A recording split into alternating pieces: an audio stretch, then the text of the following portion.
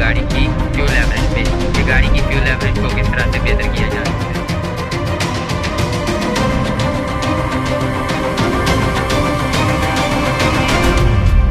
अस्सलाम वालेकुम viewers, welcome to my channel car tips and tricks. तो जी व्यूवर्स, आज का जो टॉपिक है वो गाड़ी की फ्यूल एवरेज पे है कि गाड़ी की फ्यूल एवरेज को किस तरह से बेहतर बनाया जा सकता है। तो जी व्यूवर्स, इसमें जो 3 बड़े रीज़न है आपको बताता हूँ कि उसको मद्देनज़र रखते हुए आपकी गाड़ी की एवरेज काफ़ी हद तक जो है ना बेहतर हो सकती है। तो जी व्यूवर्स, जो फ्यूल इकॉनमी सेक्टर गाड़ियाँ हैं या फ्यूल एफिशिएंट, वो जो है जैसा कि ये आल्टो VXR है, 660 सीसी इंजन है इसका। तो ये काफ़ी जो है ना एवरेज कम से कम जो है ना 17 से 18 और जो ज़्यादा से ज़्यादा 25 से 30 कर जाती है, क्योंकि ये फ्यूल इकॉनमी सेक्टर गाड़ी है। तो इसी कैटेगरीज की जितनी भी फ्यूल इकॉनमी सेक्टर छोटी गाड़ियां हैं, जैसा कि 660 सीसी और 800 सीसी और 1000 सीसी, इनमें जितनी भी ये छोटी गाड़ियां आ रही हैं फ्यूल इकॉनमी सेक्टर में, वो इतनी एवरेज कर जाती हैं। भी है जिस कैटेगरी की है, या 1200 है, 1600 है, 1800 है, 2000 है या 2000 से ऊपर की है, तो उसकी भी एवरेज जो है वो आप काफ़ी हद तक बेहतर कर सकते हैं।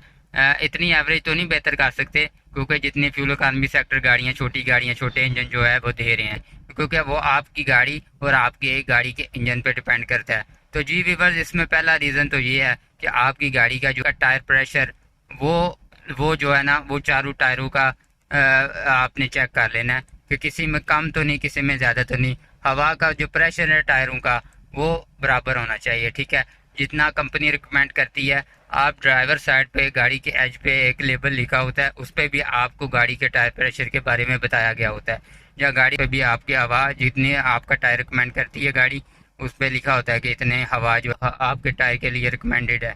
तो जी व्यूअर्स, पहली बात तो ये होगी कि आपकी फ्यूल एवरेज पे जो आपने गाड़ी के टायरों की हवा जो है, हवा का प्रेशर जो है वो आपने चेक कर लेना। तो जी व्यूअर्स, इसमें दूसरी बात है कि गाड़ी के में लोड। तो जी व्यूअर्स, लोड कह लें कि जैसा कि ये छोटी गाड़ियाँ हैं, हैचबैक हैं, सेडान हैं, SUVs हैं, तो जो मैं अपनी गाड़ी की बात करूँगा, ये कंपनी रिकमेंडेड जो है 4 सीटिंग कैपेसिटी जो कंपनी रिकमेंड कर रही है। तो इसमें अगर मैं 5वां बंदा बैठाता हूँ तो है तो ज्यादा, लेकिन फिर भी काम चल जाता है। अगर छठा बंदा बैठा, ये कह लें कि धक्केशाही है। तो जी व्यूअर्स, इसमें जो SUVs में आ रही हैं 5 सीटर या 7 सीटर, चलो वो तो होगी, इस इतनी कैपेसिटी जो है उनमें होती है कि वो कंपनी रिकमेंड करती है, ठीक है। तो लेकिन अगर हम अपनी गाड़ी के साथ धक्केशाही करेंगे तो इसमें आपकी गाड़ी की जो फ्यूल एवरेज है वो बेहतर नहीं हो सकती। और जी व्यूअर, तीसरा रीज़न जो है, तीसरी जो है ना, पहली तो ये होगी हवा का प्रेशर, दूसरा लोड हो गया, और तीसरा हो गया रोड पे भी बहुत ज़्यादा डिपेंड करता है कि आप सिटी एरिया में ड्राइव कर रहे हैं, बार बार ब्रेक तो नहीं इस्तेमाल हो रही, या किसी खड्डे वाली सड़क पे हैं, खड्डे ज़्यादा हैं, तो उसमें भी आपकी गाड़ी जो है आपको फ्यूल एवरेज जो है वो भी बेहतर नहीं देगी। तो जी व्यूअर्स, इसमें ये 3 रीज़न जो है आप मद्देनज़र रखते हुए चेक करना है। जैसा कि मैंने तरीकाकार बताया कि गाड़ी की जो फ्यूल एवरेज है वो पिन के मीटर में एक पिन दी होती है, और आजकल जो गाड़ियां आ रही हैं उनमें मल्टीमीडिया स्टीयरिंग है, उसमें सेटिंग में जाके एवरेज को रीसेट कर सकते हैं। तो जो पिन है उसका भी मैंने तरीकाकार बताया कि पिन के थ्रू भी आप जो है अपनी गाड़ी की एवरेज पे लेकर जाके उसको रीसेट कर लें। उसको रीसेट करने के बाद व्यूअर्स, आपने तकरीबन 10 से 12 किलोमीटर जो है ड्राइव करनी है, और ड्राइव करने के बाद आपने फिर अपनी गाड़ी की जो एवरेज है वो देखनी है।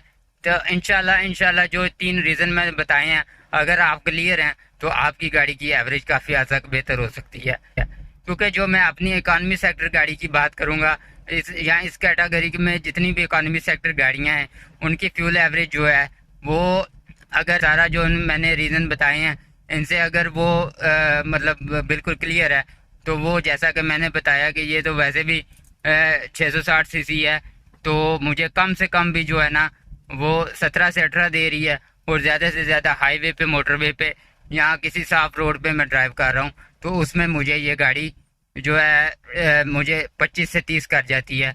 क्योंकि जिसके पास भी ये गाड़ी है वो बेहतर समझ सकता है कि वो वाकई इस गाड़ी की जो एवरेज है वो इतनी दे रही है, ठीक है। तो मैं आपको ये मीटर पे भी दिखा सकता हूँ कि मैंने रीसेट करने के बाद मेरी गाड़ी क्या एवरेज दे रही है।